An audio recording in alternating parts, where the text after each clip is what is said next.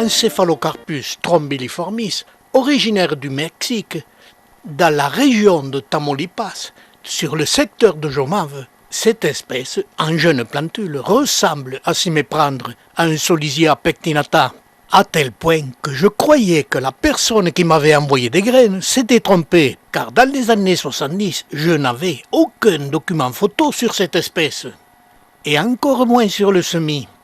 C'est pour cette raison que je greffais les plantules le plus tôt possible pour pouvoir conserver cette espèce qui était classée comme très rare. Mes plantules greffées sur Trichocereus pacanoï se développaient trop rapidement et finissaient par disparaître en pourrissant sur le porte-greffe par l'éclatement des cellules. Et je greffais quelques plantules sur Juberti, qui était réputé comme porte-greffe moins vigoureux.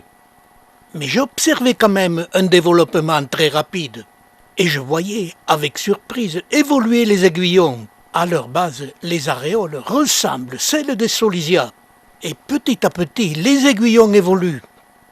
Autre surprise pour moi, la plante fleurissait dès la 3e année, en développant au sommet de celle-ci de très nombreux boutons, ce qui était l'annonce d'une très belle floraison.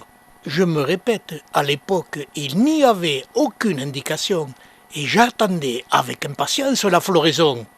Elles se sont épanouies au mois de juin par très beau temps, et j'observais que le volume des fleurs était 2 fois plus important que le volume de la plante, signe que le porte-greffe était encore trop puissant. Elles se refermaient tous les soirs et recommençaient l'opération pendant 1 semaine. C'est une espèce de petite taille, ne dépassant pas les 3 à 4 cm de diamètre, doit être cultivée en pot sur ses propres racines. Il faudra se résigner car la culture sur ses propres racines donne une floraison moins importante.